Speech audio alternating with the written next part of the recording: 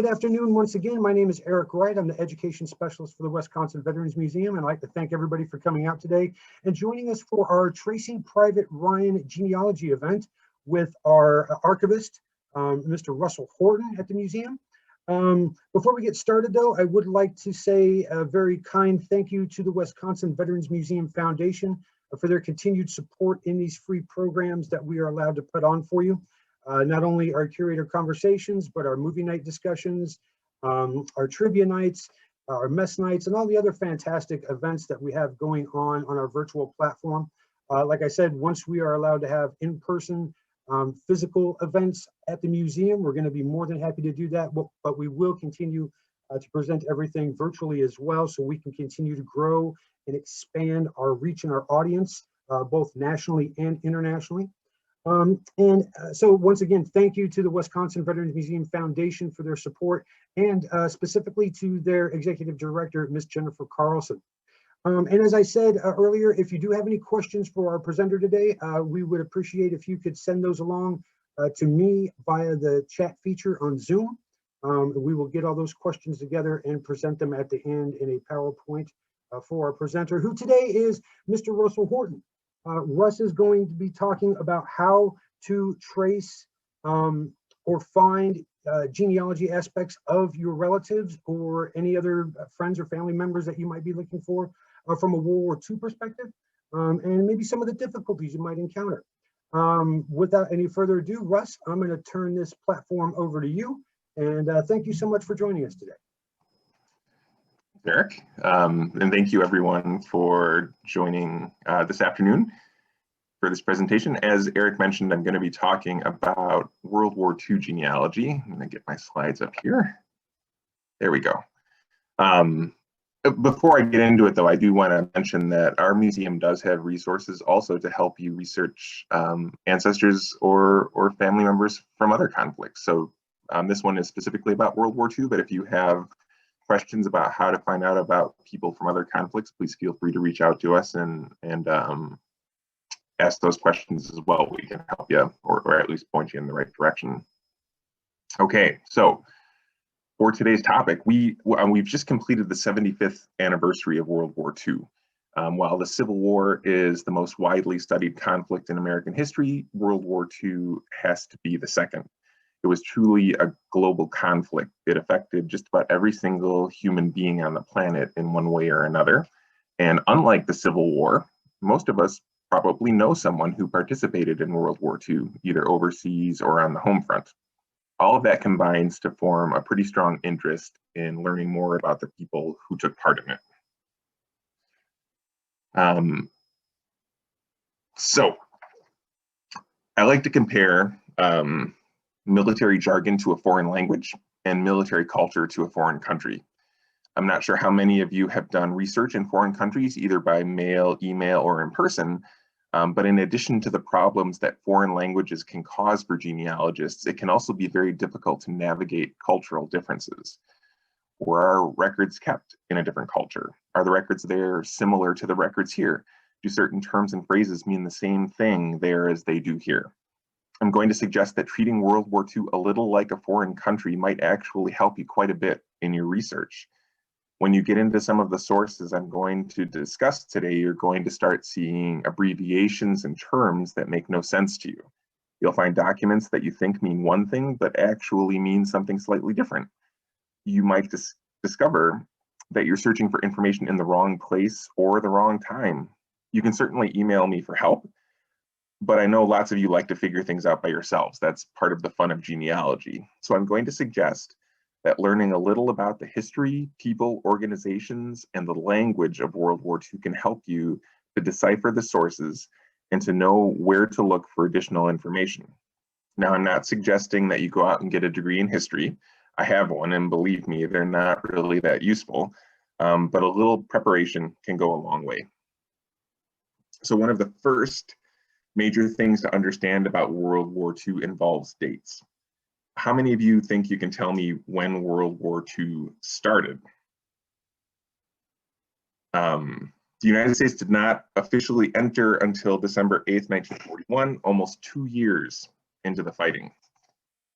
but roughly 10,000 Americans had already joined the fighting by then, either through the British or the Royal Canadian Forces.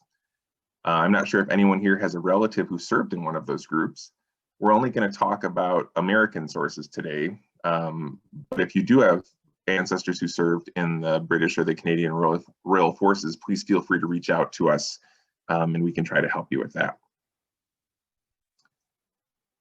In September 1940, the Selective Training and Service Act was passed, creating the first peacetime draft in US history. Men were drafted beginning in October 1940 for 1 year of service, though that was later extended. Closer to home, or at least my home, the Wisconsin National Guard and the Michigan National Guard were called into active duty on October 15, 1940 and sent to train in Louisiana. In the summer of 1941, they participated in the Louisiana Maneuvers, which was the largest peacetime maneuver in US history.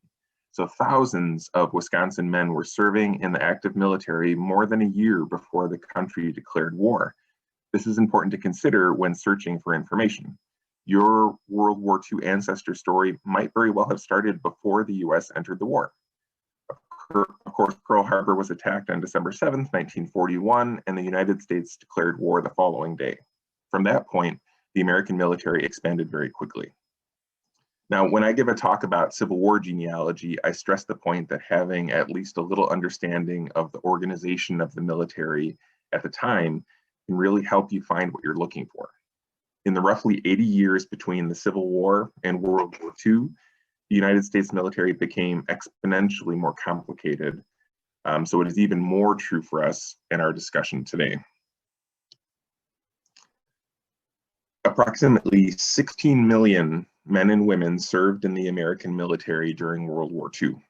About 215,000 served in the Coast Guard, with a similar number serving in the Merchant Marines. Roughly 485,000 joined the United States Marine Corps. The Army Air Forces, which were technically part of the Army during World War II, but are pretty easily distinguishable, oversaw more than 2 million in their service. The Navy had over 4 million during the war, but surpassing them all, and by a large margin, was the United States Army with between 8 and 10 million soldiers. Because of time constraints, we're going to maybe gloss over the Coast Guard and Marines just because they make up such a small percentage of this. But again, if you have questions about them, please feel free to reach out. That leaves us with the Marine Corps, the Navy, the Army Air Force, and the Army. I'm going to briefly go over each of these branches, talking a little bit about their organization and show you how knowing just a little about this can make your search a lot easier. So first we've got the Marine Corps, which fought almost exclusively in the Pacific Theater. And that in itself is an example of how knowing a little bit of context can help. If your World War II ancestor was a Marine, there's a very high probability that he served in the Pacific. As I mentioned earlier, almost 500,000 Marines took part in World War II, with roughly 20,000 dying during the war. And while there were Marine aviation units, Marine artillery units, and Marine engineering units, to name just a few, the vast majority of Marines were riflemen. Very roughly speaking, about 100 of those riflemen were put into a company. 3 companies made up a battalion of about 300 men. 3 battalions made up a regiment of close to 1,000 men, and 3 infantry regiments, along with an artillery regiment and special troops, made up a Marine division of more than 4,000 men. So you can see that knowing the division your ancestor served in is helpful, but not quite as helpful as knowing what regiment he served in, and so on down the line. There were 6 Marine divisions in World War II and 29 Marine regiments, including artillery and engineers. I've summed that up on this slide, which shows you that while both Marine divisions and regiments used numbers, because there were only 6 divisions, any number over 6 instantly tells you that you're talking about a regiment. You can also see that knowing which regiment your ancestor served in can tell you if he was infantry, artillery, or engineers. To make it a little more complicated, in Marine jargon, the 3rd Marine Regiment is often simply called the 3rd Marines. The 3rd Marine Division, though, is called the 3rd Marine Division. So you could see someone who served in the 3rd Marines, 3rd Marine Division, and they're not being repetitive. You also might see something along the lines of the bottom of this slide, the 2/3 Marines, which does not at all mean that that person was only considered 2/3 of a full Marine, but it's a format that's used to signify 2nd Battalion, 3rd Marines. Okay, so over 4 million men and women served in the Navy during World War II. Like the Marine Corps, the Navy was complex and had aviation units, ground units, and more in addition to the stereotypical sailor. Even among the sailors, there were many, many different types of ships and dozens of different ratings. Ratings are like a combination of rank and specialty from the Army. They have relatively descriptive names that suggest what the sailor did as a part of his or her duties. I've put some of the ratings on this slide to give you an idea of them. Unlike the Marines, who were concentrated in the Pacific Theater, veterans from the Navy could have served just about anywhere in the world: Europe, the North Atlantic, the Mediterranean, the Pacific, and the China-Burma-India Theater. Their missions ranged from transporting troops and equipment and searching for enemy submarines to attacking enemy ships and launching various aircraft. Finding out your Navy veteran's rating and his or her assignment, whether it was to a special unit or to a ship, should be your first focus. And I'll discuss where to find that information a little bit later. All right, next up are the Army Air Forces, which contributed roughly 2 million to the war effort. Today, we have 4 major branches of service: Army, Navy, Air Force, and Marines. Leading up to and during World War II, though, there were 3: Army, Navy, and Marines. The roots of the Air Force began in 1907 when the Army Signal Corps formed an aeronautical division. In 1914, that changed its name to the Aviation Section, still part of the Signal Corps.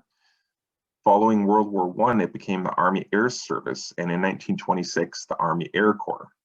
Just as the United States was about to enter World War II in 1941, the organization changed its name again to the United States Army Air Forces.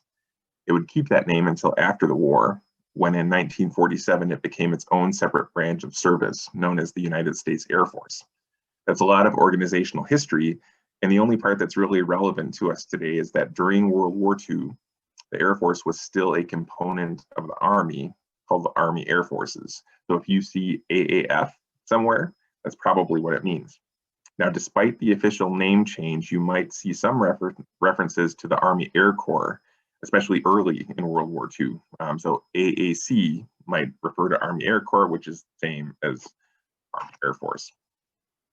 When we think of the Army Air Forces in World War II, we probably think of pilots and navigators and gunners flying on huge bombers like B-17s and B-24s, or on fighters like P-38s and P-51s. But there were plenty of veterans who spent their service on the ground as engineers, mechanics, administrators, officers, and more. For purposes of saving time, though, I'm going to talk mainly and briefly about the veterans who flew on various planes during the war. In terms of organization, it's somewhat similar to the Marine Corps. You'll remember that the Marines use companies to make battalions, battalions to make regiments, and regiments to make divisions. The Army Air Forces used squadrons to make groups, groups to make wings, and wings to make air forces. There were 16 separate air forces, numbered 1 through 15 and 20. There were 91 wings, 269 groups, and over 800 squadrons. You might have heard of groups like the 8th Air Force or the 332nd Fighter Group, and that is how they relate in terms of size.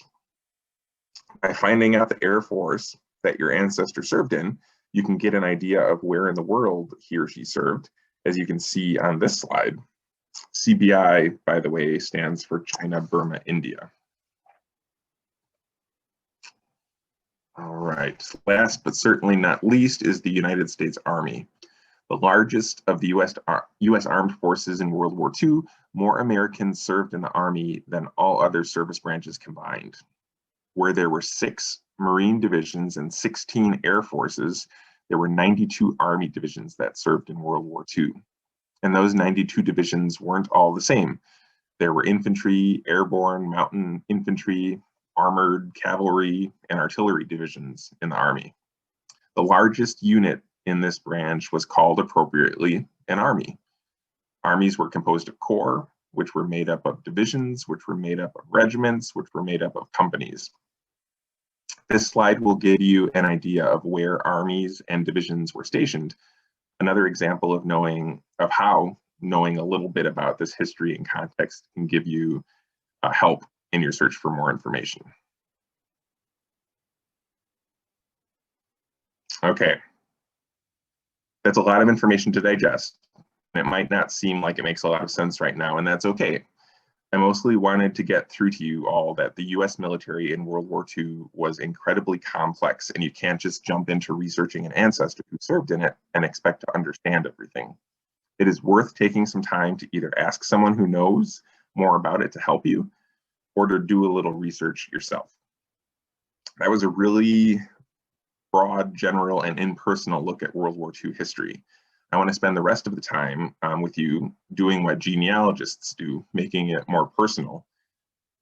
Tracing Private Ryan is a pretty catchy title, I have to say, but it was not my first choice. When I started developing this presentation, I decided that I wanted to use my own grandfather as an example throughout. This is my grandpa, but to be honest, when I put his name into the title, it just didn't seem to roll off the tongue as easily. I'm not sure what all of you think. Tracing Private Narkowski seems a little awkward, I think. So with apologies to my mother's Polish side of the family, I decided to go with the more broadly appealing Tracing Private Ryan, though I am still going to use my Grandpa Narkowski as an example throughout. So when researching World War II veterans, there are some basic questions that a lot of people seem to ask. When and where did they join the military? What unit did they serve in? What was their job in that unit? When and where did they serve overseas? Were they in any battles? What medals did they receive? When did they leave the military? How great would it be if there was one magical document that answered all of those questions? Well, you're in luck because there is such a document. You might hear it called slightly different things, a DD-214, separation record, or discharge paper, and I'll be using those terms interchangeably throughout this presentation. But whatever you call it, it is a great source of information about an individual World War II veteran, perhaps the best source of information about him or her. It will answer most of the questions you have, and some you probably didn't even think to ask. It will point you toward new areas to research so that you can find out even more about your veterans' experiences in the war. I wouldn't say that it is impossible to research a World War II veteran without this document, but it is exponentially more difficult. I should note that this only applies to veterans who made it home alive. Discharge forms were not generated for soldiers and sailors who died during the war, but don't worry, we'll talk about how to get information about them a little later. This is my grandpa's discharge paper, and I'm going to use it as an example to show you the information it contains. But first, we should probably talk about how to get one of these for your ancestor. Now, having just told you that this discharge paper is basically one-stop shopping for finding out about your World War II ancestor, most of you are probably licking your lips and ready to run out and get one. What I am about to say might hurt a little bit. Locating one of these for a particular veteran can be very difficult, and the search can be extremely frustrating. I'm going to suggest some of the places you can look for a DD-214 and also some of the problems you might encounter while searching. The first thing to do, if the veteran is still alive, is to ask him or her if they have a copy of their discharge paper. If the veteran is deceased, ask their children.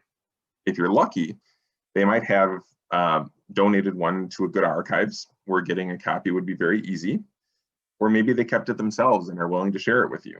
This is probably the quickest and potentially easiest way that you can get a copy of your veteran's separation record. The federal government, which issued these forms through the War Department, also kept a copy. So you can write to the National Personnel Records Center in St. Louis for a copy of it. That sounds pretty easy, right? Well, it would be, except that almost 50 years ago, in 1973, a fire at the National Personnel Records Center destroyed about 20 million records, including an estimated 80% of Army discharge papers from 1912 to 1960. This is an actual picture of that 1973 fire. So if you are researching a World War II Army or Army Air Forces veteran, chances are they are not going to have one for you. I still recommend asking because the worst they can do is respond with a form letter saying it was destroyed in the fire. That's what happened to me when I requested my grandfather's DD-214, and it was incredibly frustrating. So just to make sure you don't have your hopes up too high, keep that in mind. On the other hand, if you are researching a World War II Marine, Navy, Coast Guard, or Merchant Marine veteran, there is a decent chance that they will still have it, as those records apparently escaped relatively unscathed. In addition, efforts are being made to salvage records and recreate some of those that were destroyed. So it is possible that NPRC has a record now that they didn't have 10 or 15 years ago. In any case, despite the likelihood that they won't have anything for you, it is still worth asking. Knowing about the fire ahead of time can help you be prepared for their response, and then you'll be pleasantly surprised if they do have something for you. There are several other places you can look for a DD-214, though each will present unique issues of their own. There is a slight chance that the Federal Department of Veterans Affairs have a copy of your veteran's DD-214 or information similar to what would be found on one. There's a greater chance that the State Department of Veterans Affairs will have a copy of your veteran's DD-214. The trick here is to check with different states, starting with the state where the veteran was living when he or she was discharged. If the veteran moved to a different state later in life, be sure to check with that state too. Generally speaking, the state VA acquires these when the veteran applies for benefits. So wherever you think the veteran was living when he or she applied for a student loan or a housing loan for medical benefits, be sure to check there. The potential problem with this source is that you might run into confidentiality laws. For example, in the state of Wisconsin, World War II records and later are restricted not just to the next of kin, but specifically to the surviving spouse or adult children. This excludes grandchildren, nieces, nephews, and anyone else, no matter how good their intentions are. Different states have different laws about veterans records, so be sure to check with them and don't assume that they'll all be the same. When World War II veterans returned from service and were discharged from the military, they were strongly encouraged to register a copy of their separation record with the local Register of Deeds. Not all followed that advice, but many did. And I've actually heard from a lot of people who have had success going this route. So if you know where the veteran was living at the time of their service, if you go to that county Register of Deeds, there's a really good chance that they're going to have a separation record for that veteran on file. So to summarize, the family, the National Personnel Record Center, the federal VA, the state VA, and the County Register of Deeds are the best places to look for a World War II veteran's DD-214. And to repeat, this only works for veterans who survived the war and returned home to be discharged. For those who were killed in action or who died of other causes during the war, no discharge form was generated. However, there is still a good source of information about them, and I will move on to that now. Finding information about these soldiers and sailors who made the ultimate sacrifice can be even more difficult than tracking down discharge papers for those who made it through the war. A good place to start is to look for an obituary or an article about the death. If you have a date that the person died, look through microfilm copies of their hometown newspapers for the days and weeks following the date to find an article. They often can include details about the unit they served in, the circumstances surrounding their death, and other useful tidbits. Some local libraries and historical societies have obituary or name indexes that could make your search a little easier. Some communities have lists of local men and women who have died in military service, so checking with the local library or historical society for that could also bear fruit. There's no guarantee that there will be such an obituary, or even if there is, there's no guarantee that it will really have a lot of useful information. But I think this is a good place to start your search. Whether or not you have any luck finding an obituary, you'll probably also want to request an individual deceased personnel file. While discharge papers were not produced for soldiers and sailors who died during the war, each branch of service did create a file to track them and the disposition of their remains and belongings. These files can be a little hit and miss. Some will have a bare minimum of information about the death of the veteran, while others will have a plethora of papers, including letters written by buddies who describe the action in which the soldier died. The way to get these seems to change over time. So I didn't put anything on the slide, but if you're interested in getting an individual deceased personnel file, please feel free to reach out to me and I can try to hook you up with the most current method of getting that. All right. So as long as we are on the topic of death and mortality, I want to talk about burial records and also touch upon, again, obituaries. There are several resources available online that might help you find the burial location of a World War II veteran, whether they died during the war or after a long life as a veteran. Sometimes, in addition to the location of their grave, these sources provide information about their service, like when they entered and left the military, what unit they served in, and more. Here are a couple of those sources. An organization called the American Battle Monuments Commission keeps track of all American military personnel who were buried overseas in recognized cemeteries, with an emphasis on World War I and World War II. They have a really nice website. It's abmc.gov, and it is searchable. It's a useful resource that can provide name, rank, branch of service, unit, home state, date and place of death, and awards they earned, as well as the location of their remains.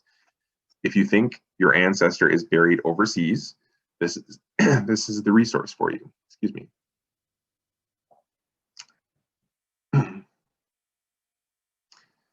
The Federal Department of Veterans Affairs maintains a database of veterans buried in national cemeteries in the United States, state veterans cemeteries, and some private cemeteries.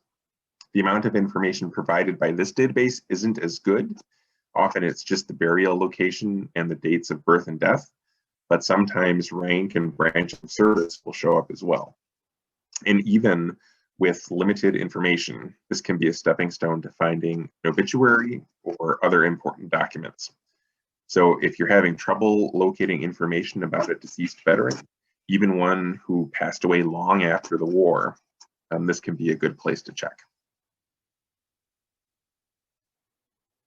I'm guessing that many of you have already used findagrave.com.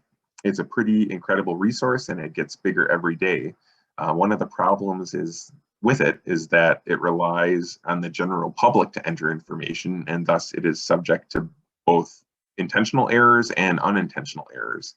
It also is not a military burials database, so it might not contain any information about a veteran's service. But if it helps you locate the burial place and the death date of a World War II veteran in your family tree that you can't find anywhere else, then it's worth it. And many of them do have information about military service. So I would definitely recommend checking out this resource. Finally, it's very possible that the Wisconsin Veterans Museum has information about World War II veterans who are buried in this state. In the 1960s, 70s, and 80s, the Wisconsin Department of Veterans Affairs asked all cemeteries in the state to send them information about the veterans buried in their cemeteries. Many responded, but not all. We also cannot guarantee that they found every veteran buried in their cemeteries. But our museum does have tens of thousands of index cards with information about veterans buried in Wisconsin, many of which are World War II veterans. This is not available online and probably won't be anytime soon. So if you think your veteran is buried in this state and you're having trouble finding any information about him or her, feel free to send me an email or give me a call and I can check this, this burial index for you. I also want to put in one last plug for obituaries. I'm often surprised when talking to genealogists to find out that they haven't looked for an obituary for their ancestor. They're not always full of the information you're looking for, but they often have pieces of it and perhaps might point you in the right direction to look for more. For veterans, they will often contain at least a branch of service and often the theater that they served in, possibly with a unit and sometimes with information about medals or other honors. In my opinion, it is always worth trying to find the obituary for a veteran.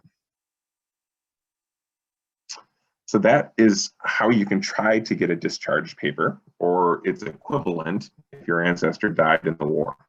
Once you get it though, you're going to be assaulted with some of the strange acronyms and military jargon that I showed at the beginning of this presentation. Using my grandfather's DD-214 as an example, I'm going to go through some of the fields with you and explain what they mean, as well as some sources you can use to find out even more information about them. I want to point out before I start that my grandpa served in the Army. A discharge paper from other Army or Army Air Force veterans should look the same and have similar information. Discharge papers from the Navy and the Marine Corps will look different and have slightly different information on them. In my experience, the Army discharge paper tends to be more informative than the other branches. If you do get a Navy or a Marine Corps discharge and need help deciphering it, please feel free to contact me and I'd be happy to help with that. All right, so let's look at the top section of the discharge paper first. You can see that it has a lot of personal information about him. I'm going to talk about each of these in depth, but first let's just go through them. Going in order from left to right, you can see his name and serial number. I redacted his serial number not because I thought I needed to, but to demonstrate that some of the institutions that hold DD-214s will be very protective of serial numbers and might not be willing to share it with you. It's just something to be prepared for.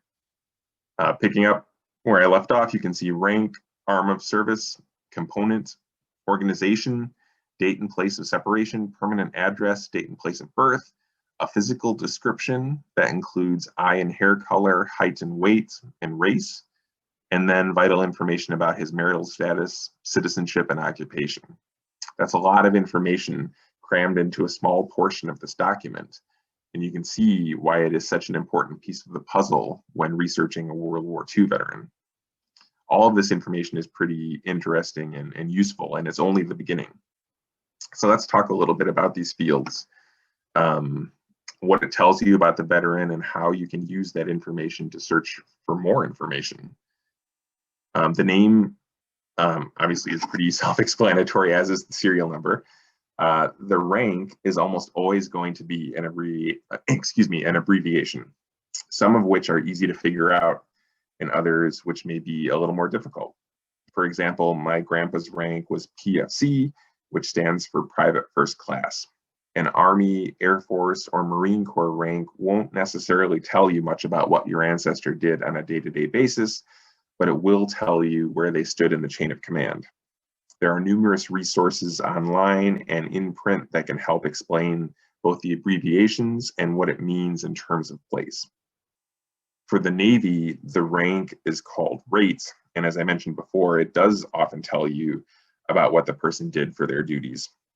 Rates like electrician, radioman, pharmacist's mate, and torpedoman's mate are pretty descriptive. Others like seaman and yeoman are less descriptive, but they are things you can research further for additional details, either online or in various printed sources. For Army veterans, arm of service will tell you which branch of the Army your ancestor served in. Some examples would be infantry, cavalry, or Army Air Forces. The component field is most often going to have the letters AUS, which stand for Army of the United States.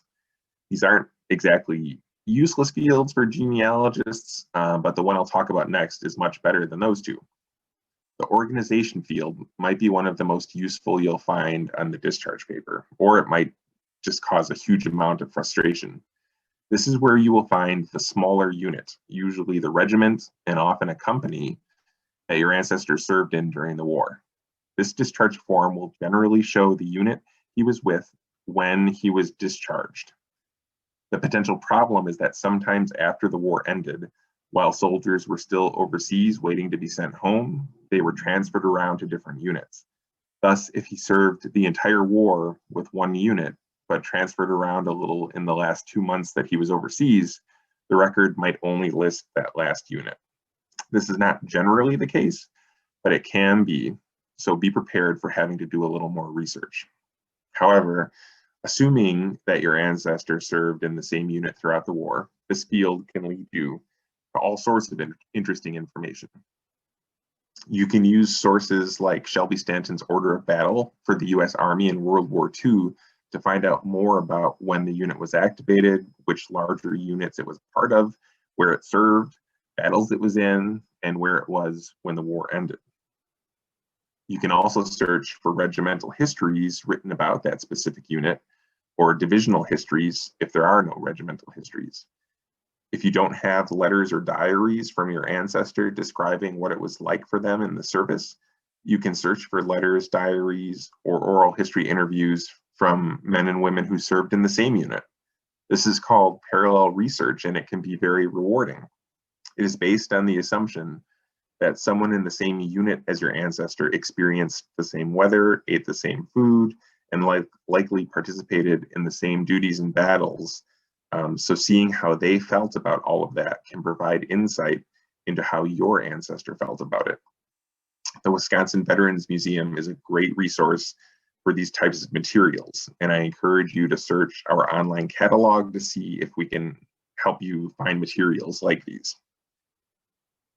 You can also explore regimental records from the National Archives. They might contain orders, morning reports, and after-action reports that could shed some light on things your ancestor did. You'll likely have to travel to DC or hire a researcher to find these records for you, but you might decide that it's worth it. You can see if there is a divisional or regimental veterans organization for your ancestor's unit. For example, the 32nd Division Veterans Association, until very recently, was still active and can be a source for more information about the unit and possibly individuals who served in it. You can do some internet searching to see if an organization exists, and also social media. Actually, Eric pointed out to me that many veterans organizations have active Facebook or other social media profiles, so be sure to search those too, but you can contact them to see if they have resources available that can help you in your research. So you can see that the organization field is a great starting point for finding out a lot about your ancestor's service. Marine Corps records should also list an organization that can be researched in a similar fashion. On Navy records, you should look for the names of ships or of naval bases that can also be researched, much like Army units. Okay, so going back to the DD-214, the date and place that your ancestor left the military is of some value, but it's often going to be, the place at least, is going to be a random Army camp on one of the coasts. It's probably a little more interesting if he was wounded and left the service from a hospital. You'll be able to see where he was recovering, like with my grandpa here. Physical and vital info, you know, I always think it's super interesting to find out, especially for someone that you've never met or maybe didn't know what they looked like when they were younger. It'd be pretty interesting. So that is kind of real quickly the top of the discharge record, and you can see that it contains quite a bit of useful information about your ancestor's service. The middle section, which is titled Military History, contains even more specific information about their service. It's going to tell you when they entered the service, what they did in the military, where they served, and the awards that they earned. So let's talk a little bit about this information in more detail. The first few fields will tell you when your ancestor entered the service, where they officially entered the service, and some information about where they were registered for the draft. Note that the place of entry into active service is often different from their hometown. It's usually a nearby large city. This is all information that's nice to have, but there isn't necessarily a lot to follow up on. The next field is extremely interesting. It is called Military Occupation Specialty, which you might see abbreviated as MOS, and it is similar to the Navy rating that I mentioned before. It's going to give you a good idea of the duties your ancestor performed in the military. My grandpa's is light mortar crewman, for example, which means he helped transport and operate a small artillery piece. Sometimes it'll be pretty obvious what the MOS means. Other times you might need to do a little research to figure it out. An internet search can often get you your answers, but if you aren't having any luck, there are manuals from the time period that should spell out what the duties were. The MOS isn't what they did 100% of the time. There were certainly cooks who took up a rifle and went on offensives, but it will give you an idea of what they were doing most of the time. After MOS is a field that might contain nothing, or it might contain several things. It lists qualifications earned by the veteran, such as the Combat Infantryman Badge, various marksmanship ratings, or parachutist ratings, for example. These are sort of above and beyond skills displayed or earned by the veteran that can be interesting to see. In addition to wanting to know what your ancestor did in the war, like in the MOS field, I think most genealogists want to know what battles they fought in, if any. The battles and campaigns field has that information, though sometimes it takes a little work to decipher it. This field uses official Army designations for the events, and while some, like Normandy, might be pretty familiar, others are either less familiar, Ardennes for the Battle of the Bulge, or a bit vague, like Northern France. When you combine this field with information from the organization field, you should be able to pinpoint pretty nearly which specific battles your ancestor saw action in during broader campaigns. And that's an important point to make. As tempting as it may be, don't just pick out the fields that you're interested in when you get a discharge form. Be sure to look at it as a whole and use information from several fields to get the best results when doing subsequent research.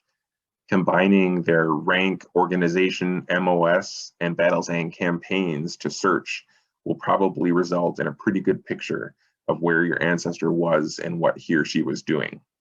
Once you discover the campaigns and battles that your ancestor participated in, you can find written histories and studies of those battles, as well as do some parallel research to find letters, diaries, and other accounts by others who were there. Along with taking pride in the battles your ancestor participated in, many genealogists take great pride in knowing which medals and awards their ancestor earned. The decorations field will reveal that information, though again, it might come in the form of abbreviations and acronyms. Many will be ribbons earned for serving in a particular theater, like the Pacific or the Home Front. One of the common ones you might see is EAME, which stands for European, African, Middle Eastern Theater. Other decorations available during World War II include silver and bronze stars, Purple Hearts, and the Victory Medal. Some quick research on the internet or in a World War II decorations book will provide details about what each award looked like and what they signify. Other information in the middle section includes vaccination details, in case you really wanted to know when your ancestor received smallpox, typhoid, or tetanus shots. Another field will tell you when he or she left to go overseas and when he or she arrived there, as well as when they returned to the States. All right, so let's look at the bottom of the DD-214. The rest has some data that might be interesting, though not necessarily useful in finding out more about your veteran's service. It will describe his or her mustering out pay, any insurance they purchased while in the service. A large field includes carryover from fields above, and this might be the most interesting one to check out. Most often, decorations or battles campaigns might carry over into field 55 there.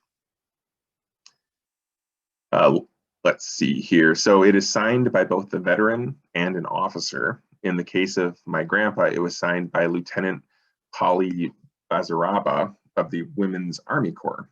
And this is a good segue for a brief discussion of women in World War II. So over 300,000 women served in the United States military during World War II. While they had served in World War I, their duty was pretty much limited to nurses and administrative duties. In World War II, they filled many different roles in all of the different branches. The largest number of women served in the Women's Army Auxiliary Corps, which in 1943 changed its name to the Women's Army Corps. Other female branches included the Navy's WAVES, which stood for Women Accepted for Volunteer Emergency Service, the Army Air Force's WASPs, which stood for Women Air Force Service Pilots, and the Marines, well, Marines. Female Marines didn't have a catchy acronym like the other branches. Now, these women flew airplanes stateside, they repaired military vehicles and machinery, they helped crack encoded enemy messages, as well as fill the more stereotypical for the time female roles as typists, clerks, and nurses. Women served overseas as well as stateside. While their main purpose was to replace a man who could then be sent to the front lines, women exceeded expectations and played a very vital role in the war effort. Many of these women were not officially recognized as veterans until decades after the war, but those battles were won, and today they are full veterans. And because of that, finding out about their service is today very similar to finding out about a male veteran's World War II service. Try to get a copy of their discharge form and follow the same steps. There are organizations like the American Women Veterans that can help you, and many states have women veteran coordinators who can help you in your search. Okay, so that covers the discharge record, which, as I said, is the best source of information you'll find for a World War II veteran. I sincerely hope you can all find one for the veteran in your family tree. If you cannot, there are still some other ways to get at some of this information, and I'm going to quickly run through them. If you have photos of the veteran in uniform, or if you have their uniform, the insignia patch on their left shoulder can give clues to the unit they served in. Actually, any sort of insignia, pin, medal, or ribbon can provide some clues. You'll need to do some research to find out what they mean, but if that's all you have to go on, it will be worth it. For example, this photo of my grandpa shows the patch on his left shoulder. Although I do have his discharge record, if I didn't, I could look up Army divisional patches to find out which one this is, and it would have told me that he was in the 27th Division. Even if that's all I could find out, the history of that division would tell me some important things about his service, like that he trained in Hawaii, took part in the invasion of Saipan, and more. Even little clues can be very important in World War II genealogy. If you have letters written by the veteran, look on the envelopes for their return address. It will often list their rank and their unit. Many veterans discuss their unit, their rank, and other details either at the beginning or the end of letters. So check out those areas too. Any sort of military papers you might have relating to your ancestor, like orders, promotions, even records related to training, could have clues about their broader service. Family lore, if taken with a grain of salt, can also be helpful in providing clues that you can use to explore further and to find documented evidence for. In other words, use everything you have to look for clues and don't be afraid to ask for help. I've tried to show you today that the World War II military is a complex subject and you shouldn't expect to understand it all. So please be sure to get help from someone who maybe understands it a little better. And don't stop when you find out a little. As I mentioned, there are regimental histories, county veterans lists, oral history interviews, and more that can help you find out even more about your ancestor.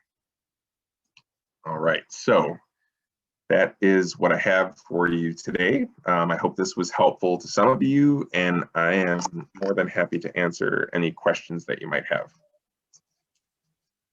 Excellent, Russ. The first time I heard this presentation, I was uniquely floored, so much so the second time as well. You have a lot of great information there, and we do have some great questions as well. If you can take your screen sharing off, and I'll bring the questions up. Sure thing. Perfect.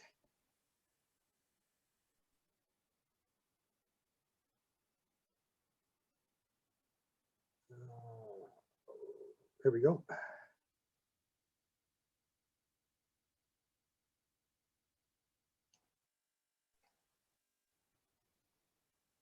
So the first question So what is the confidentiality rules for World War I? Someone's looking to get some headstones for vets who have unmarked graves, and they were wondering if you might speak to that. Sure. So as I mentioned, it's a little tricky because different states have different rules, and there's also federal laws. The federal law puts a time limit on these records, the confidentiality of these records. I believe it's 70 years. So federally speaking, World War II records are open to the public. And that's why you could request them from the National Personnel Record Center. In terms of state records, state law supersedes federal law, which is something I've learned. So it's going to come down to what the law is in the particular state that you're looking for. In Wisconsin, World War I records are open. There's no time limit on the Wisconsin statute regarding confidentiality of veterans' records. As near as I can tell, when the last World War I veteran in the state of Wisconsin passed away, that is when the state decided to open up the World War I records. So I would guess it's going to be similar for World War II. But in terms of World War I would venture a guess that they're open in all states. The second question, is there any handouts associated with some of the websites that you mentioned, either through the museum or through the particular associations or government agencies that you spoke about? I do have a handout that I've used in the past that gives more information about some of these sources. So if you want to email me or contact me through our website, I can get you a copy of that handout. And I'm assuming we're going to put your contact information up at the end of the program for everybody to copy down? I sure hope so. I'll work on that. A third question, someone has a Purple Heart ribbon for their father in World War II. How can they find out why he received this Purple Heart? How was he wounded? Sure. So, it's possible that his discharge form will have some information about it. It might give you a date at least. But otherwise, it can be a little tricky. What I would usually recommend for something like that would be to go through newspapers. Depending on where your father was living, if it was in a smaller town especially, I would get that town's newspaper on microfilm and kind of skim through it, because there would almost certainly be some sort of notice in that paper about, Mr. and Mrs. whoever found out that their son was wounded in World War II, received word from the War Department. That would be kind of what I would recommend. Perfect. Can you please talk a bit about enrolling your Purple Heart vet in the National Purple Heart Registry in New York?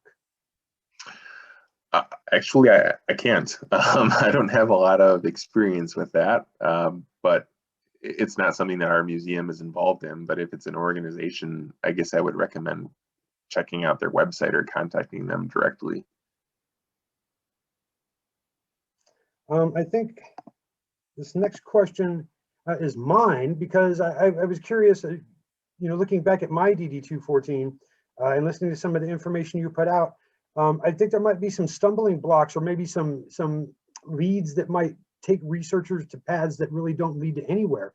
So how do you treat information on a DD-214 that might not be accurate? For instance, mine lists me as having a Zaire parachutist badge. I have never been to Zaire, nor have I ever jumped out of an airplane, but I guess I'm authorized to wear this mysterious emblem. That's pretty interesting. I guess what I would recommend would be to work with the State Department of Veterans Affairs. I've definitely seen DD-214s that have corrections on them, corrected information. So if that's something you're concerned about fixing, I would work with either the State Department of Veterans Affairs or the State Department of Military Affairs. In terms of the research aspect of it, that's one of the reasons that I really recommend trying to use multiple sources. If you research a veteran, someday 50 years in the future, if someone's researching Eric and they're like, why in the world did he have this badge? You might be able to find out from other sources or at least confirm, like, this doesn't seem to be right. And then you can move on from there and not spend too much time looking into it. Excellent. Of the records of World War II, Oh, I lost my question. What percentage of veteran records are fully classified? And can you kind of compare these with World War I, or maybe the Civil War, or maybe some earlier conflicts? Sure. So by classified, I'm kind of assuming that the person means confidential. In terms of veterans records, as I was saying, federally, there's a time limit on their confidentiality. So everything up till 70 years ago is open. So for sure, Revolutionary War, War of 1812, Civil War, that stuff's all definitely out in the public domain. World War I as well. World War II on the federal level is open. I think Korea probably is starting to get close as well. I think it's a 70-year time limit on the federal level. The next question, these last few questions came in kind of late and I didn't get them included into the PowerPoint, but I'll ask them. Somebody's heard that there is a big backlog at the NPRC for responding to records requests right now due to COVID over the past year. Do you know any information about this? Is that true that there's a big backlog? Yeah, I think it is true. Even before COVID, I would often advise people that the National Archives, it's going to take a while for them to get back to you.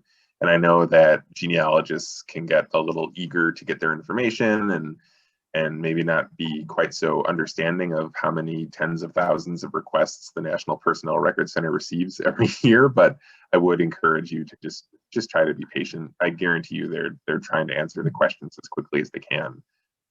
It just, because of the volume that they receive, it's going to be a while before you hear back from them, but they will get back to you. Next question, Russ. Have you had any luck, or maybe you can kind of speak to your experiences using ancestry.com or maybe Fold3? Sure. So those are both good resources. I use Ancestry almost on a daily basis for doing research on different veterans. Ancestry.com is a great resource. They have a lot of different sources of information. The one tip I give about Ancestry is just be sure you know what you're looking at. For instance, Ancestry has draft registration records for World War I and World War II, and sometimes people mistake those for service records. And it's not the same thing. Just because you registered for the draft, it does not mean that you were drafted.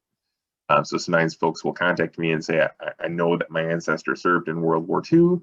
I found his record on Ancestry, and it turns out that they found his draft registration record and he was never drafted. So just be sure when you're looking at online sources that you read the fine print, that you understand the type of record that you're looking at, because otherwise it can throw your research off quite a bit.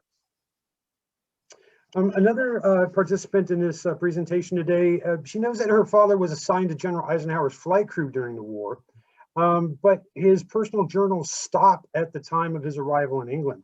How can this person find out, maybe where he was stationed at in England, or maybe this information was classified and they won't be able to find it out due to the nature of his job? Sure.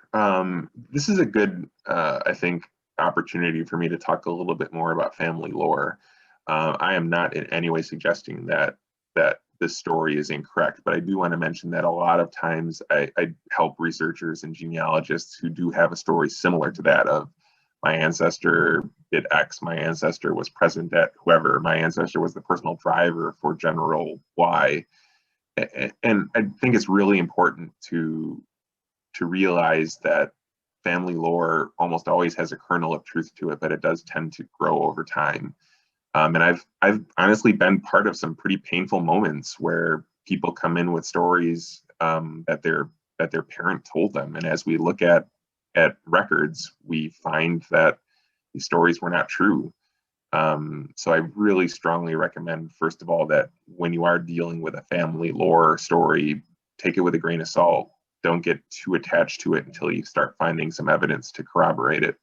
But in terms of that question, I try to get a separation record that should give you some details, maybe even his unit. Search and ask family if anyone has military records or orders that might corroborate some of that. Maybe look through the newspaper, because if he really was that closely connected to Eisenhower, it's possible that it showed up in the local paper. there's a lot of possibilities. That might be a good one to contact me on by email. We can figure some stuff out. And then Russ, can you speak a little bit about maybe what researchers might find out through local historical societies or genealogical societies? Sure. So, that's going to be real hit and miss depending on what the organizations have been up to, but local historical societies often collect information on local veterans. They'll often have a list. A lot of times they'll have lists of those who died while in the service. They have access to the local newspapers and have often been the ones who've created name indexes and things like that. So a lot of times they can be super useful in saving you a lot of time searching through different records. Local genealogy groups, same thing. These are folks who know what they're doing, and they can save you a lot of time, maybe through some resources that they have that might not be super readily available to you online, perhaps, but if you contact them, they might have access to it and be able to help you that way. Great. And then the last question, Russ, outside of a DD-214, what are some other ways that people can find out about service locations or dates? I'm going to keep beating this drum, and I'm going to say newspapers. During World War II, newspapers printed regular updates on local men and women who were in the service. Things like promotions, things like deployments, obviously not super specific on deployments, but you can find a lot of information if you're willing to skim through. Now, having said that, I do want to mention that newspapers are another thing that you really need to be careful about when searching online. I've had a lot of researchers who have come to me. I've suggested searching newspapers, and they'll say, I did a search online, didn't find anything. There must not be anything. Not every newspaper is online. Not every newspaper has been scanned. Even if you go to websites like newspaper.com and it says that they have the Wisconsin State Journal, you have to look really close to see which dates they cover, because it's probably not the entire run of the Wisconsin State Journal. So this is kind of a general, this is a good way to end perhaps. Don't limit your researching to online sources. Not everything is online. You can't assume that if you can't find it online, it doesn't exist. You still have to contact museums and libraries and archives, because they have stuff that they can access that you can't find online. And if you limit your searching to just online sources, you're going to be missing out on a whole lot. Awesome, Russ. Thank you so much for all this information today. And I'd like to thank everybody else out there for joining us for our presentation today. I hope you learned a lot of good research tips. There's a lot of great questions that kind of followed on to bring more information to the table. So I hope everybody, got a good sense of how to at least start their research and where to go from here. Russ, did you want to bring up your contact information? Give me 1 second here, Eric. No I will do that for sure. I'm just going to bring up the slide here.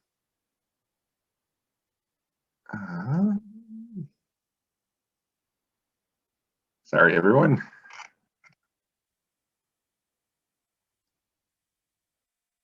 Okay, let me share screen. There we go. Can everyone see that? Okay, so there's my email address, my phone number. There's our museum website. You can contact us through there.